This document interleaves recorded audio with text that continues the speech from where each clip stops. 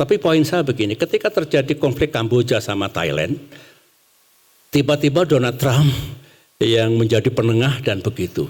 Saya merasa embarrassing, humiliating. Yang juga perlu saya sampaikan juga ASEAN. ASEAN ini menurut saya, maaf ini tidak sekohesif dulu. Saya agak tersinggung sebagai former leader yang juga aktif di ASEAN termasuk membuat UN Charter ASEAN. Ingat, sebelum UN Charter itu tidak ada klausul tentang demokrasi, tentang human right, tentang the rule of law. Setelah itu ada. Jadi betul ASEAN itu ada politik non-interference, tidak boleh mencampuri urusan dalam negeri negara ASEAN. Dulu, sekarang dengan New Charter ada kewajiban juga sebagai bagian dari ASEAN Community to respect democracy, human right, and the rule of law. Ini beda lagi. Tapi poin saya begini, ketika terjadi konflik Kamboja sama Thailand, tiba-tiba Donald Trump yang menjadi penengah dan begitu. Saya merasa embarrassing, humiliating. Dulu juga ada konflik Kamboja sama Thailand, Hun Sen sama Abhisit. Saya masih chair ASEAN, diminta untuk menengahi. Dan kita tengahi, alhasil berhasil. Bertahan 13 tahun sampai terjadi lagi. PBB mau dilaporkan PBB, Ban Ki-moon mengatakan, kan masih ada Indonesia.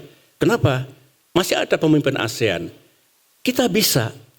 Nah, kalau saya, Trump itu lebih bagus menjadi sebagai peacemaker-nya itu mencegah Perang Dunia Ketiga. Mencegah membaranya mandala konflik di Asia, di Eropa dan Timur Tengah. Level beliau di situ. Nah, yang seperti ini mau diserahkan sama ASEAN. Sehingga ASEAN juga punya resources. Kita punya Pak Prabowo, ada Anwar Ibrahim. Why not? Ini pengamatan seorang seniman yang juga punya keresahan dan kegelisahan. Oke. Saya diberitahu staf saya tinggal 10 menit. Saya ini patuh pada punctuality.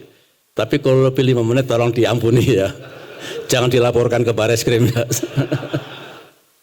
Oke. Masa depan PBB. Veto power. Saya itu tetap belum bisa menerima kalau masih mempertahankan veto power. Tapi untuk mereformasi PBB itu angelnya luar biasa.